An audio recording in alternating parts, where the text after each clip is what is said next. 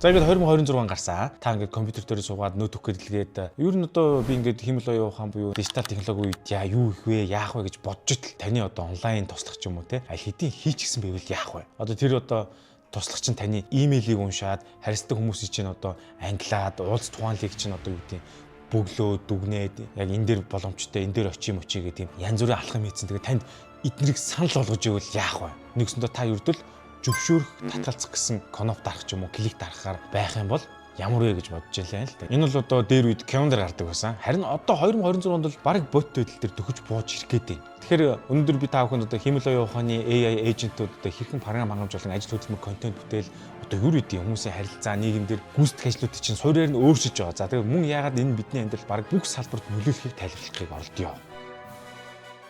Тэгэхээр бид өхөн хэмэл оюун ухаантай одоо команд бичих үе одоо нэгсэндээ промпт бичих гэж ярьдаг. Тэгээ өгдөл өгдөг харилцаанаас шилжээд хэмэл оюун ухаан бидний өмнөөс ажил хийдэг одоо эйжент буюу агентийн иргэн рүү одоо орж байгаа маа. Ер нь одоо 2026 бол энэний хамгийн гол жил болоод байгаа. Тэгэхээр хөвчлэн бид одоо промпт буюу асуулт бичих одоо өгдөл өгөх хэмэл оюун ухаантай харилцдаг ChatGPT дээр бүгд тэгж байгаа тий. Та юу хүсэж байгаагаа бичнэ, хариуг нь аавна. Гэхдээ дараагийн үеийн аппликейшнууд бол ерөөс ингэхгүй болоод байгаа. Энэ юу гэхээр тэр таны юу хийж байгааг одоо ажиглах гэсэн нөхцөл байдлыг ч ойлгоод таны өмнөөс санаачлах гаргаад энэ ажлыг ингэж хийвэл яасан юм бэ гэх тийм бэлэн үйлдэлүүдийг танд одоо санал болгоно гэсэн үг. Тэгэхээр энэ бол програм хангамжийн зах зээлийн цар хүрээг одоо бүр мөсөн өөрчилж байгааг хэлж болно. Урд нь одоо дэлхийд даяар бид одоо юу гэмтэй жилд одоо 300-аас 400 тэрбум $ын програм хангамжийн зардлыг гаргаж одоо энэний төлөө одоо компани дүрсэлдэг байсан. Харин одоо бидний хөдөлмөрийн зардал бол арай өөрчлөгдөж байгаа.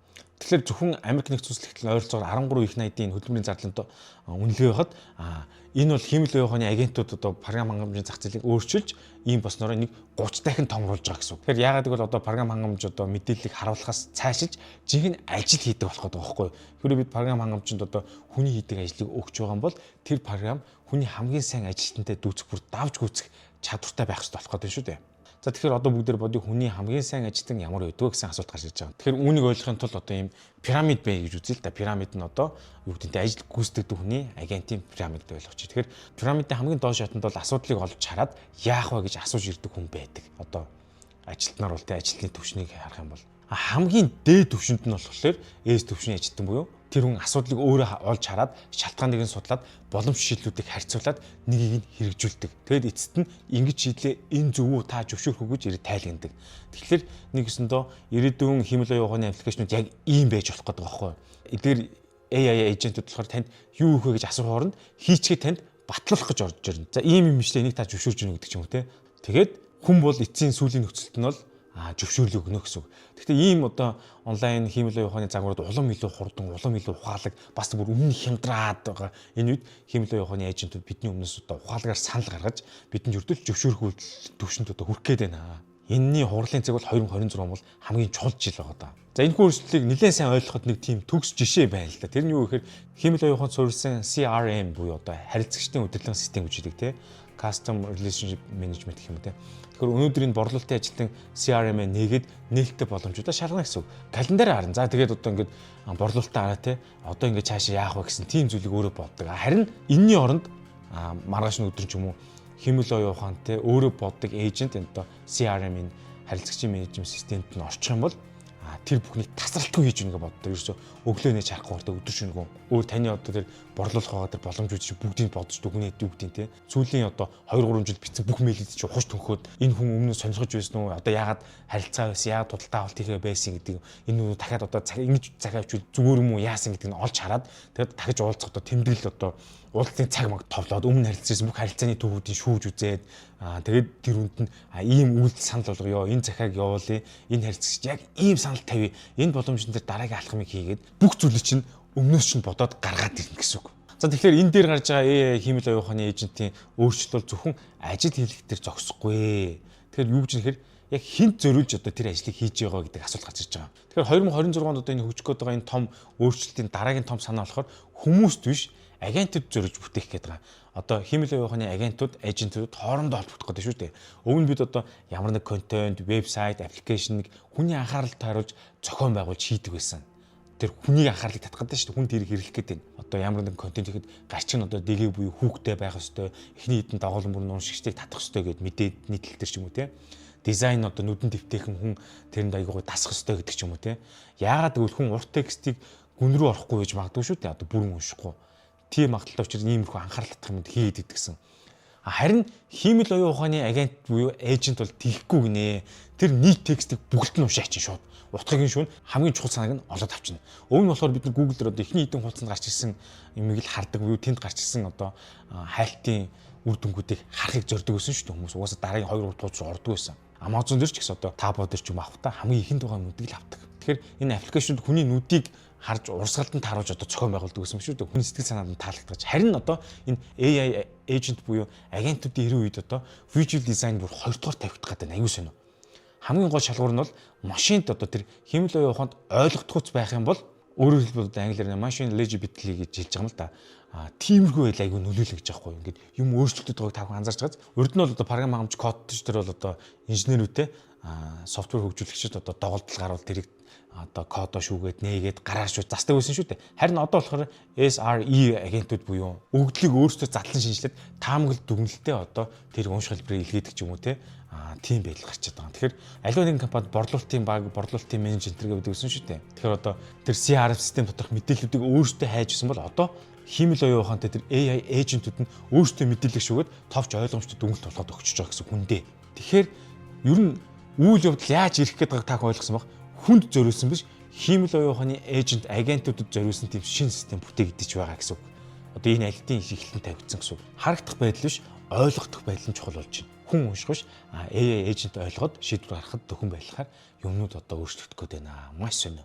Өнөөдөр одоо маш олон компаниуд ChatGPT-ийн илэрцэнд гарч ирэхийн тулд нэг зүйлийг хийж байгаа. Тэр нь одоо Generative Engine Optimization буюу GO гэж байгаа. Өмнө нь болохоор нэг S буюу Search Optimization гэдэг хайлтын системсэн бол одоо энэ Generative гэж үг орж иж байгаа. Энэ өөрчлөлт болж байгаа. Тэгэхээр маш олон компаниуд хайлтын системд хүнд биш тэр одоо хайж гаргаж иж байгаа модуль агентд нь хиймэл оюун ухааны кодч зориулж тэрэнд одоо өртөхийн тулд кодчл юмудаа өөрчилж байгаа гэдээ ойлгочиход болно.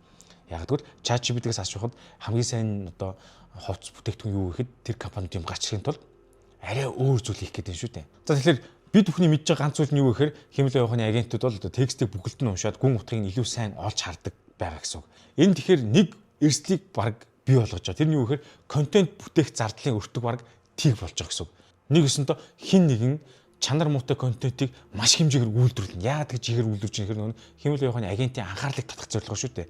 Яг бол тэр нөгөө хайлтанд дон тэр утгыг нь ойлгох илэрцэнд нь маш ихээр өртөх гээд бөөнөр нь ийм контент үйлдвэрлэж байгаа гэсэн. 2026-аас өмнө бол бид нар одоо хүмүүс татгахад контентын анхаарал татах гарчиг одоо гой вижюал дүрслэлээр өрсөлдөг гэсэн бол одоо агентууд ирэн үед машинд ойлгох байдлаар өрсөлдөх магадaltaй. Ийм цаг үед бид хүн ирээд байна. Үргэлжлүүлээд бүгдээрээ 3 дахь том чиг хандлага руу орё гэж бодож байна. Энэ болохоор дуу хоолой агентай агентууд гэж байгаа. Тэгэхээр 2025 онд дуу хоолойтой агентууд уран зөгнөлөөс илүү бизнес руу орж эхэлж байгаа. Тэгвэл одоо энэ илүү сериусны чухал болж ирсэн гэсэн үг. Тэгж явж байгаад 2026 онд эдгээр баг бүх салбарт байр суурь эзэлж эхэлж байгаа. Эрүүл мэнд, банк санхүү, даатгал, ажил зуушлах гэх юм уу. Хаасайгүй voice activate одоо хиймэл оюун ухаан. За эрүүл мэнд бол хамгийн ойрын том жишээ болох гэдэг. Дуу хоолойтой агентууд одоо даатгал те эмийн сан ханган нийлүүлэгчдийн их дуудлагаас гадна өвчтөнтэйгөө шууд харилцаад тэр төвшин ч гэсэн ашиглаж болно гэдгийг одоо туршлал гараад ирсэн байгаа. Хамгийн ойлгомжтой зүйл цагт олгож байгаа. Ингээд одоо та зарим Монгол компаниуд гэсэн бол уцаар ярих чинь бол шууд өдөөс чинь яг хүн биш нэг жоохон AI хоолот юм яах вэ хүүгээ таныг ойлгоод цаг маг товлоод таны одоо каргоны бараа чинь тэгсэн мэн гэд хариулаад байгаа байхгүй бүр. Тэр бол одоо эхэлсэн байгаа.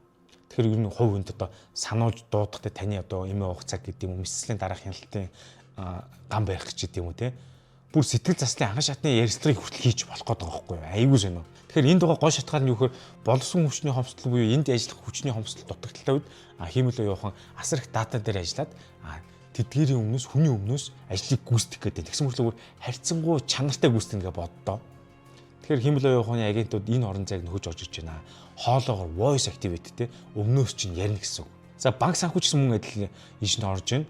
Хит их зохицуул дүрм журамтай мэд санагдвал энэ салбарт бол одоо хиймэл оюун ухаан маш давуу талтай байгаа. Яг гэвэл хүн дүрм зөрчих магадaltaй гэдэг шүү дээ. Харин хиймэл оюун ухааны агент бол дүрмийг бол ягшлал мөрдөн. Дээр нь одоо гүйцэтгэлийг цаг хугацааны явцад нарийн хэмжих боломжтой болоод байгаа. HR буюу хүний нөөцийн салбарт ч гэсэн энэ дуу хоолойтой хиймэл оюун ухааныг эрчимтэй нэвтэрч байгаа маа.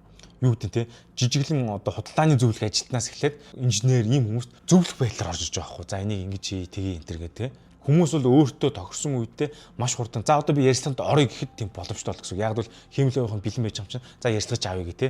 Айгүй их ингээд өдөр хоног дараагийн сарын тэдний юм товлохгүйгээр те маш хурдан болж ирж байгаа. Ер нь бол хиймэл явахын энэ voice activity маш бүр хүнээс ялгахдаггүй төгс болоод байгаа байхгүй. Гадаад хэл дээр англи дээр ч үү монгол дээр яриа жоохон болоогүй. Тийм учраас хиймэл явахныг бүр хитрхи төгс сонсогдохоос нь сэргэлээд яриаг нь баг зэрэг албаар удаашруулж жоохон ингээд хиймэл явах юм шиг сонсогддог. Тийм аудио дэвсгэр чимээ хүртэл нэмж хийж байгаа юм байна шүү дээ. Бүр гадаад тэр ч юу гэсэн үг. Тэгэхээр англи дээр бол одоо call center гэж ярьдаг те. Дуудлагын төв дээр бол энэ бол өөрчлөлтүүд маш ихээр хийгдэт эхэлсэн. Тэгэхээр эцэст одоо хэрэгжилж байгаа хүмүүс бол технологи биш харин шийдэл судалж авахыг их хүсдэг юм байна л да. Тиймээс хиймэл явах ашиглаад илүү их хямд, илүү их ачаал даах чадвартай үйлчлэгээ үзүүлдэг компаниуд ирээдүйд давмгаал нэрээ уламжлалт бизнесүүд бол бага болох гэдэг. Тэгэхээр одоо дэлхийн зарим бүс нутагт хүний ажиллах нөөц нь хиймэл явахнаас хямд байж болно. Одоогор бол тий маш бага цалингаар ажилладаг гэсэн. Гэсэн ч энэ хиймэл явахны загвар сайжраад өртөг буурах тусам энэ байдал нэлээд өөрчлөгдсөн шүү нэрээ. Нэмжлэхэд одоо хиймэл явах бол маш олон хэл дээр хүнд одоо ойлгохдгүй акцентыг ч үсэн гайхалтай сайн ойлгож ярьдаг болоод байна. Бүр өдөр секундээр өөрчлөгдөж байгаа шүү дээ. Тэгээд засгийн газар үйлчлэгч гэсэн одоо ингээд Америкийн 911 ч юм уу те энэ одоо хэрэглэгчд хамгийн их бурамдал төрүүлдэг юм байл да. Дуудлага ихэд зарим дуудлага алдуулдаг, зарим нь буруу ойлголцдог юм уу те. Энэ дээр одоо дуу хоолойтой хиймэл явахны агентууд орж ирэх хариуцах боломж нь бүр улам их нэмэгдээд байгаа гэж байна. За бас дээр нь хамт насны асрамж эрүүл мэндийн сэтгэл зүйн дэмжлэгийн салбарт одоо consumer voice AI гэдэг ч юм уу те. Энэ зүйл маш ихээр тэлэх хүлээлттэй юм байна. Яа. Ер нь юм маш ихээр өөрчлөгдөж байна шүү. Тэгэхээр эцэст нь базаад тэгэхээр хиймэл явахны агентууд буюу энэ агентууд бол 2026 онд одоо програмын хангамжийн одоо интерфейс, харагдах байдал, контент бүтээлт одоо байгууллагын ажлын урсгал, харилцаа холбоо, бүр дуу хоолойгоор гүйцэтгэх ажлыг хүртэл суурьаар нь өөрчлөх гэдэг хүмүүсээ. Тэгээ энийг яагаад талаад энэ гэхээр та бүхэн ямар нэгэн хэмжээгээр нэг байгууллагад ажиллаж байгаа, ямар нэгэн бизнес хийж байгаа бол энийг жоохон судлаарай, энийг анхаараарай. Энэ давлгаанд одоо ямар нэгэн байдлаар дасан зогцоосоо гэсэн үгнээс би энэ мэдээлэл яриад байгаа шүү. Тэгэхээр бид одоо ингэж өгнө гэж ChatGPT-ээр асуулт бичдэг хэрэглэгчээс ажлыг даалгадаг юм захирал болж хуурна гэсэн үг. Одоо хүмүүс зориулж юм хийдэг гэсэн бол тэр нь өөрчлөлтөд хиймэл явахны агентууд одоо анхаарлын татах тим юм хийх гээд бүтээдэг ертөнц рүү бүгдээр орж байна. Харин дуу хоолойны одоо хиймэл явах юм бол бидний өдөр тутмын амьдрал одоо маш жижигхэн үйлдэлүүдийг гүйцэтгэдэг бол хэвээрээ байна. Одоо юу гэдэг те гэр дотор бол яриа л яваад байна шүү дээ. Хөшигнэ гэрэл унтар копи чан гэдэг ч юм уу тийм яг хэлэхэд л энэ гүйцэтгэдэг ийм автоматжуулалт аль хэдийн бий болцсон байгаа. Бүрэн айл болгоод нэвтрээгүй л байгаа болохоос шүү дээ. Тэгэхээр 2026 бол маш чухал жил гэдэг байгаа нь ямар ч үстэй вэхээр хиймэл явахын энэ агентууд хариулт өгдөг биш бидний өмнөөс ажил гүйцэтгэдэг үеийн хамгийн гол эхлэл жил болоод байгаамаа. Тэгэхээр та энд бэлэн үү гэдэг асуултыг өөрөөсөө асууж үзээрэй. Бас танай компани ч юм уу те. Тэгэхээр та энэ бидний ярьсан яриатай санал нэгтжүүлнэ, нэгтгүүлжүүлнэ ямар ч сан өөрийнхөө буюу болж байгааг сэтэл үлдээгээрэй. Биднээс уншил та. Хэдүүлээ санал солилцъя. Тэгээд дараагийн удаа бас илүү сонирхолтой сэдвээр уулзсан. Тэр хүртэл та бүхэн хүлээж аваарай. Заавал subscribe дараарай, лайк дараарай.